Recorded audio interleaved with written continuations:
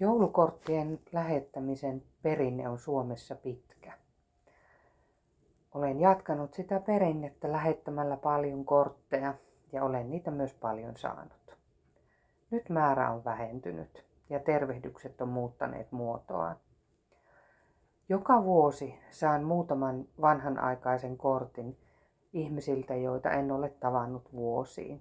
Ja lähetän myös tällaisia kortteja ihmisille, jotka eivät enää kuulu minun arkeeni ja jokapäiväiseen elämään.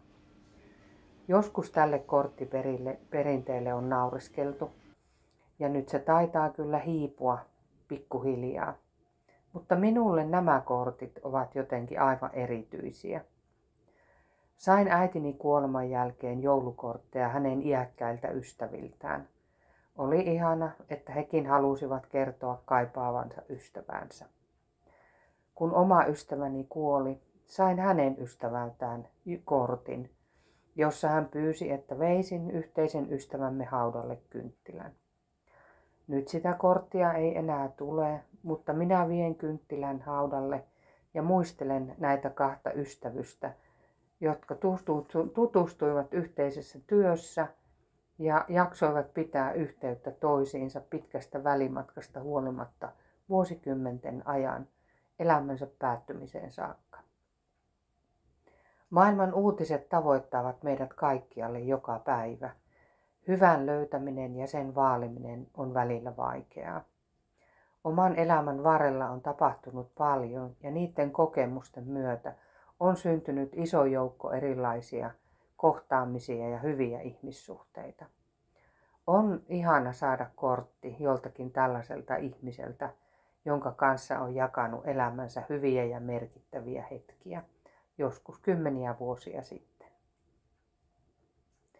Anna itsellesi hyvä hetki joulumieltä ja lähetä kortti tai tervehdys jollekin sinulle tärkeälle ihmiselle, jota et ole tavannut hiljattain. Tervehdyksesi tuo varmasti iloa. Toivottavasti sinua muistaa joku yllättävä taho viestillä, kortilla tai jollain muulla tervehdyksellä.